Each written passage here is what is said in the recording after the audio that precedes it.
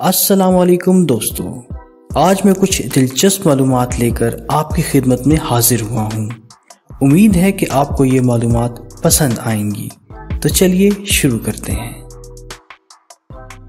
سب سے پہلے بات کرتے ہیں شتر مرغ کی۔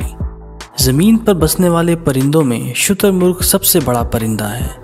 یہ قدرت کا شاہکار ہے۔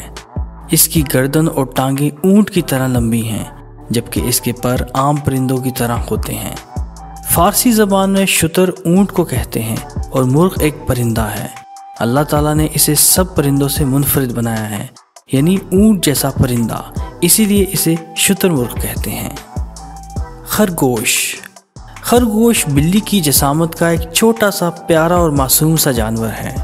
یہ دنیا بھر کے تمام ملکوں میں پایا جاتا ہے۔ خرگوش فارسی زبان کا لفظ ہے جو 2 حروف کا مجموعہ ہے۔ خر یعنی گدھا، گوش یعنی کان، یعنی کہ گدھے جیسے کانوں والا۔ خرگوش کے کان گدھے کے کانوں کی طرح سیدھے اوپر کی طرف کھڑے رہتے ہیں، اسی لیے اسے خرگوش کہا جاتا ہے۔ مارخور ایک پہاڑی بکرا ہے۔ یہ پاکستان کے شمالی علاقہ جات میں پایا جاتا ہے۔ اس کے بڑے بڑے مضبوط سینگ اور جسم پر گھنے بال ہوتے ہیں جو سردی سے اس کی حفاظت کرتے ہیں۔ یہ ہمارا قومی جانور بھی ہے۔ مارخور بھی فارسی زبان کا لفظ ہے۔ یہ 2 حروف کا مجموعہ ہے۔ مار یعنی سانپ اور خور یعنی کھانا۔ یہ جانور چونکہ سانپ کھاتا ہے، اسی لیے اسے مارخور کہتے ہیں۔ سورج مکھی ایک پھول ہے۔ یہ 2 لفظوں سورج اور مکھی کا مجموعہ ہے۔ مکھ کا مطلب ہے منہ یا چہرہ۔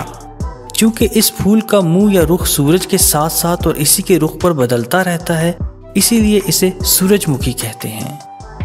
تو دوستو، یہ تھی وہ چند دلچسپ معلومات۔ امید ہے کہ آپ کو بہت پسند آئی ہوں گی۔ کمنٹ سیکشن میں ہمیں اس بارے میں ضرور بتائیے گا۔ اللہ حافظ۔